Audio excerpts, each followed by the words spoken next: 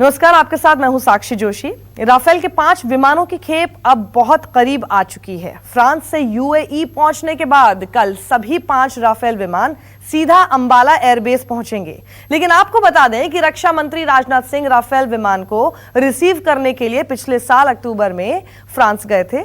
रक्षा मंत्री ने राफेल विमान में उड़ान भी भरी थी।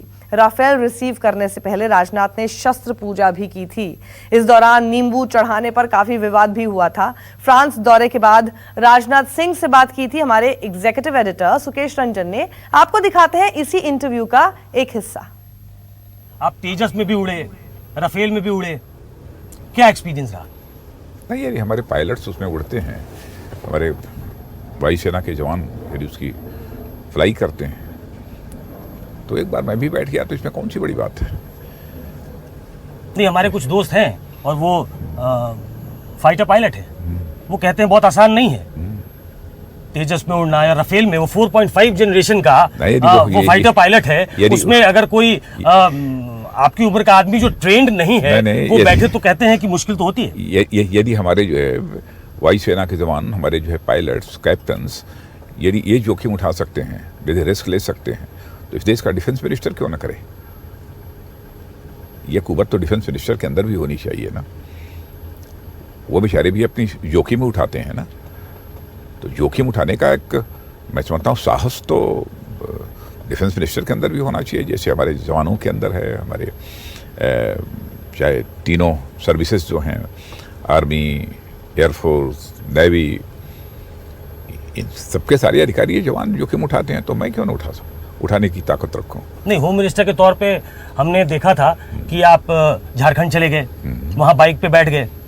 तो बाइक पे बैठना, बुलेट पे बैठ जाना, राजनाथ सिंह कि मैं चलाऊंगा भी, तो ये तो सोचा जा सकता था। लेकिन राफेल में, वो भी 4.5 जनरेशन के राफेल में बैठ के, और वो जी फोर्स बहुत ज्यादा होता है, तो आपको कुछ ट्रेन किया गया, कुछ बताया गया कि क्या एक्सपीरियंस होता है? कुछ नहीं बतलाया गया। ऊपर जाने के बाद मैंने पूछा कि किस स्पीड से आगे बढ़ रहे, तो उन्होंने बताया कि 900 to 1000 किलोमीटर पर आवर की स्पीड से। तो मैंने कहा कि इसमें सुपरसोनिक स्पीड भी होती है, जो साउंड से भी ज़्यादा जिसकी वेलोसिटी होती है।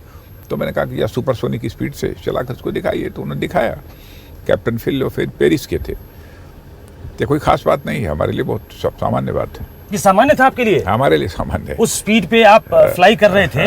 आपको अंदर से जब आप बाहर निकले तो बहुत लोगों में कौतूहल था ये जानने का कि रक्षा मंत्री फाइटर जेट से उतर रहे हैं, मतलब हिल गए होंगे, ऐसी कोई फीलिंग हुई? नहीं, किसी को नहीं हिलना चाहिए।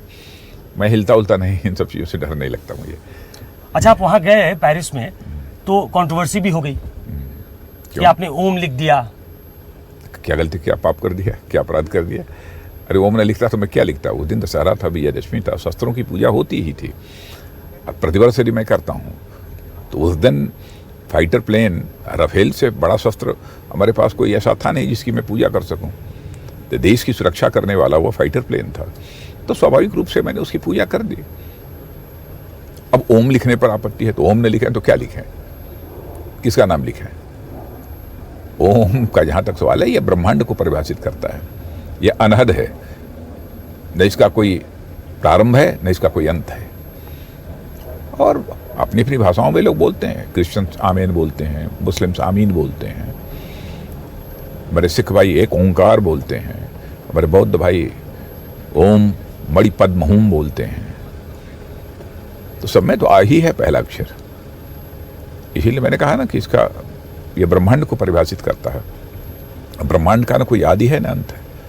तो बड़ी शार्प डिवीजन, बहुत शार्प डिवीजन हो गया इस पे। आपका कहना बिल्कुल सही है कि शुभ है, वो अनादि है, अनंत है, वो लिखने में कोई दिक्कत नहीं थी। लोगों ने कहा कि हम 21st सेंचुरी में आ गए। अब राजनाथ सिंह जी शस्त्र की पूजा कर रहे हैं, टायर के नीचे नींबू रखा है। नहीं, ये क्या है? ये लोग वही लोग कर सकते हैं, सो कॉल्ड प्रोग्रेसिव्स कर सकते हैं।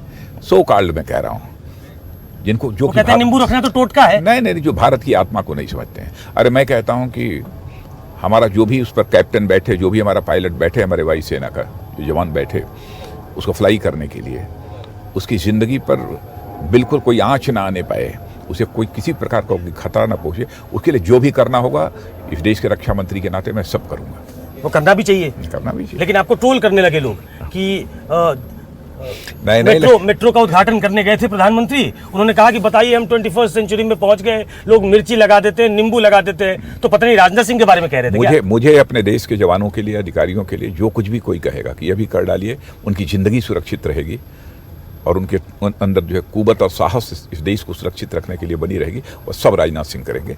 किसी को जिसको जो कहना हो कहे, उसकी मुझे कोई परवाह नहीं। नमस्कार, मैं हूं मानक गुप्ता। अगर आपको हमारा ये वीडियो पसंद आया हो तो इसे लाइक और शेयर जरूर करें और हाँ, हमें सब्सक्राइब और फॉलो करना ना भूलें ताकि आप देश और दुनिया की कोई खबर मिस ना करें। तो जुड़े रहिए हमारे साथ और देखते रहिए न्यूज़ 24।